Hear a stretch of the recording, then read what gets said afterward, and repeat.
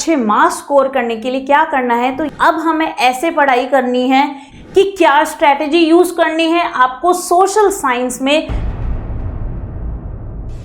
तो आइए स्टार्ट करते हैं। सबसे पहली चीज, ये सबको पता होगा, ठीक है, हर बच्चे को पता होगा, हिस्ट्री, सिविक्स, ज्योग्राफी, इकोनॉमिक्स, ये हमारे 4 पार्ट्स हैं और चारों ही इक्वली इंपॉर्टेंट, क्योंकि चारों पार्ट्स के जो वेटेज होता है ना वो इक्वल वेटेज होता है, ठीक है।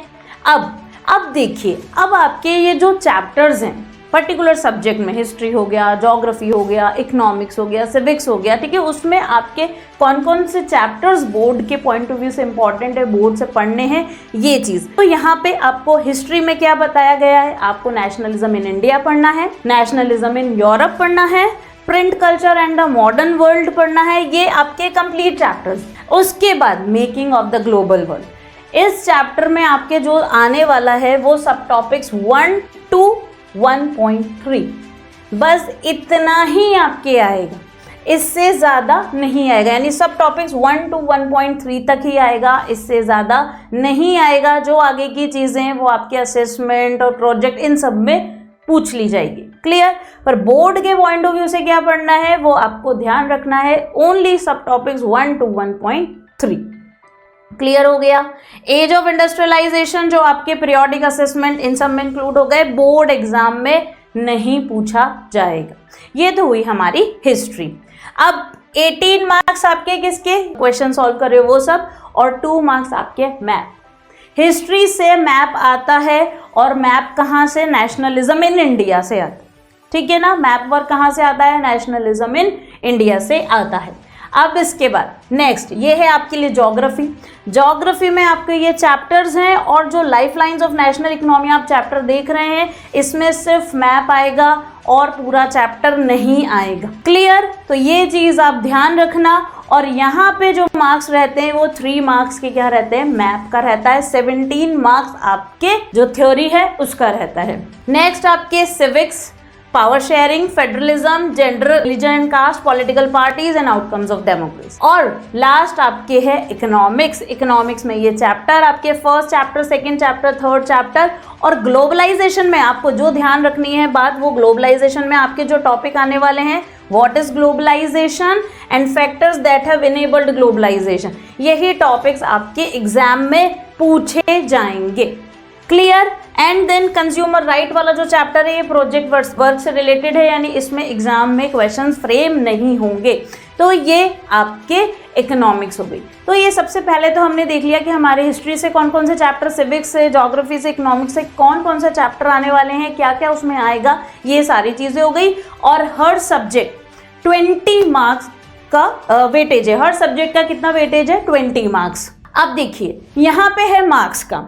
अब आपके जो क्वेश्चन एग्जाम में आता है तो 1 to 20 क्वेश्चन आपके रहते हैं एमसीक्यू, ठीक है, 1 मार्क ईच का क्वेश्चन रहता है एमसीक्यू। अब देखिए, आप जब भी एमसीक्यू सॉल्व करेंगे ना, तो एक चीज़ आप बहुत ध्यान रखना कि जब हम एमसीक्यू सॉल्व करते हैं, अपने आंसर शीट में एमसीक्यू लिखते हैं ना, तो हम जैसे क्वेश्चन 1 उसका आंसर ए है तो ए लिख दिया, पर ए के साथ साथ आप उसका जो करेक्ट ऑप्शन है ना, उस ऑप्शन का पूरा नेम लिखिए। ऐसे नहीं सिर्फ ABCD और ये सब चीज़ें लिख दी, नहीं, ABCD तो आप लिख ही रहे हो, इसके साथ साथ जो करेक्ट ऑप्शन है ना, उस करेक्ट ऑप्शन को भी लिखिए।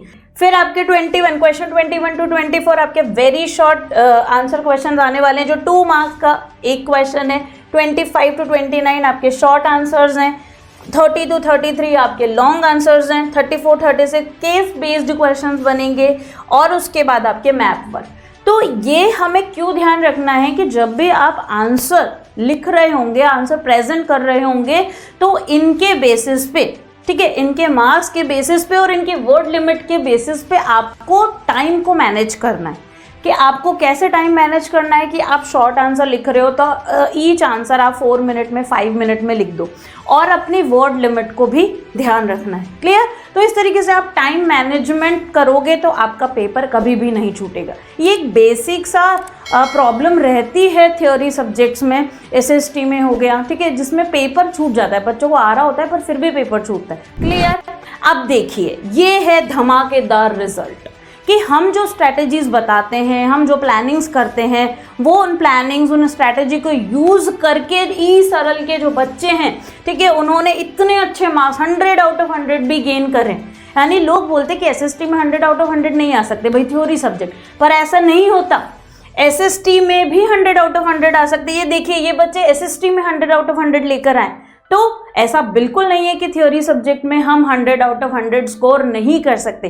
तो ये धमाकेदार रिजल्ट रहा है ई सरल का, जिसमें बच्चों ने इतना अच्छा परफॉर्म किया। क्लियर? अब देखिए, ई सरल आप लोगों के लिए लेकर आया है जिसमें श्योरली 95% तो परसेंटेज मिलेगी 95% गेन कर सकते हैं आप। किससे? ये end game crash course launch हुआ है, ई सरल ने लॉन्च किया है। कोर्स को आप ज्वाइन कीजिए और इससे आप अपने रिजल्ट को बहुत ही शानदार बना सकते हैं। ठीक है, अब आते हैं हम दोबारा हमारे एसएसटी पे कि हमें क्या स्ट्रैटेजी, हमें क्या क्या टिप्स ध्यान रखने हैं ताकि हम 100 मार्क्स लेकर आ सकें। तो सबसे पहला पॉइंट हमें क्या करना है, आपको जो एनसीईआरटी है उस एनसीईआरटी को गो थ्रू कर जाना है। एनसीईआरटी को पूरा अच्छे से पढ़ लो, समझ लो, एक एक लाइन उसमें इंपॉर्टेंट। इसके साथ साथ आपके जो ई सरल का कंटेंट है, ठीक है, जो आपको सरल से जो भी नोट्स मिले हैं उसको भी आपको बहुत ध्यान से पढ़ना है और इन दोनों चीज़ों को पढ़ के आप बहुत अच्छे मार्क्स लेकर आ सकते हो। सेकेंड पॉइंट, आप अपने अकॉर्डिंग खुद से मत डिसाइड करो कि भाई ये चीज़ इंपॉर्टेंट है, ये चीज़ इंपॉर्टेंट नहीं, सब कुछ इंपॉर्टेंट है, पूरी एनसीईआरटी इंपॉर्टेंट है। आपको इस तरीके से पढ़ना है, ये माइंड में थॉट रखना है। आप अपने हिसाब से क्या इंपॉर्टेंट है, क्या इंपॉर्टेंट नहीं है, ये डिसाइड नहीं करना। Try to make short notes and date timeline.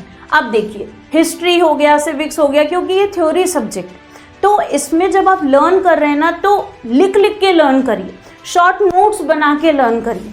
ठीक है, आप लिख के लर्न करेंगे ना तो आपको अच्छे से याद होगा। और लिख के लर्न करने के दो फायदे, ठीक है, लर्निंग आपकी, ठीक है, बहुत अच्छी होगी, आपको अच्छे से याद हो जाएगा, और आपकी जो लिखने की जो स्पीड है ना, वो स्पीड भी बढ़ेगी। स्पीड बढ़ाना बहुत ज़रूरी है, क्योंकि वही स्पीड हमारी कम रहेगी तो हमारा पेपर छूटेगा। तो आपका स्पीड भी बढ़ेगी, तो आपको शॉर्ट नोट बना के लिख के याद रखना है। और डेट्स, तो जो भी इंपॉर्टेंट डेट्स है ना, तो आप तो एक काम कर सकते हो बच्चों, एक पेपर में इंपॉर्टेंट डेट्स लिखो और उस पेपर को आप अपने रूम में किसी भी वॉल पे, डोर पे पेस्ट कर लो। आते जाते आप उन डेट्स को देखोगे ना, तो आपको स्पेशल टाइम नहीं देना पड़ेगा डेट्स याद करने के लिए, आपको ऐसे ही याद हो जाएंगे। ठीक है, तो इस तरीके से आप डेट्स याद कर सकते हो, आप शॉर्ट नोट्स बना के जो कॉन्सेप्ट्स हैं उनको याद रख सकते हो। Try to memorise long answer in points, और जो लॉन्ग आंसर है ना, पॉइंट्स में याद करने, पॉइंट्स में लिखने। ये तो बात आप बिल्कुल ध्यान रखना कि एसएसटी में आप चाहे शॉर्ट आंसर लिख रहे हो, चाहे लॉन्ग आंसर लिख रहे हो, answer should be in points, कि आंसर हमेशा किस में होने चाहिए, पॉइंट्स में ही होने चाहिए। Solve the sample papers issued by CBSE. और जब आपको लग रहा है कि सब कुछ हो गया, सब सारी प्रिपरेशन हो गई, सब कुछ कंप्लीट हो गया ना, तो जो सैम्पल पेपर्स सीबीएसई इशू करता है ना, उन पेपर्स को सॉल्व कीजिए, वो भी आपको बहुत हेल्प करेंगे अच्छे मार्क्स स्कोर करने के लिए। क्लियर?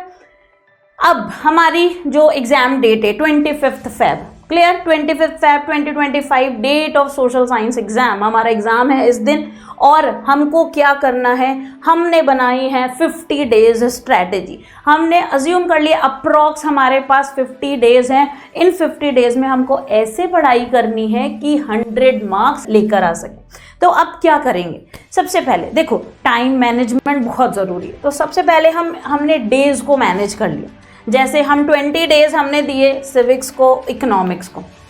क्यों दिए हमने 20 डेज? क्योंकि सिविक्स और इकोनॉमिक्स जो है वो इजी सब्जेक्ट, तो हम 20 डेज में कर सकते हैं। मतलब हर एक एवरेज बच्चा भी इसको पढ़ना स्टार्ट करेगा ना, तो 20 डेज में वो कंप्लीट कर लेगा। फिर 10 डेज दिया ज्योग्राफी को, 20 डेज दिया हिस्ट्री को। ठीक है, हिस्ट्री थोड़ा सा लेंदी है और लर्न करने में थोड़ा टफ पड़ता है बच्चों को, तो इसलिए हमने हिस्ट्री में क्या दे दिए, 20 डेज दे दिए। तो इस तरीके से आप डेज डिसाइड करो, ठीक है, फिक्स करो और पढ़ाई करना स्टार्ट करो। और बाकी जो बचे कुछ दिन होंगे उसमें हम रिवीजन करेंगे, सीबीएसई के जो पेपर्स हैं, जो सैम्पल पेपर्स हैं, उन सैम्पल पेपर्स को सॉल्व करेंगे, उन इम्पॉर्टेंट वर्ड्स को। तो ये हमारी पूरी स्ट्रैटेजी थी। जिस स्ट्रैटेजी को आप फॉलो करोगे तो आप अच्छे मार्क्स स्कोर करोगे। तो all the best for your exams. आप अपनी प्रिपरेशन को बहुत अच्छे से कीजिए, बहुत ध्यान से पढ़ाई करिए, टेंशन मत लीजिए, अभी भी हमारे पास इनफ टाइम है।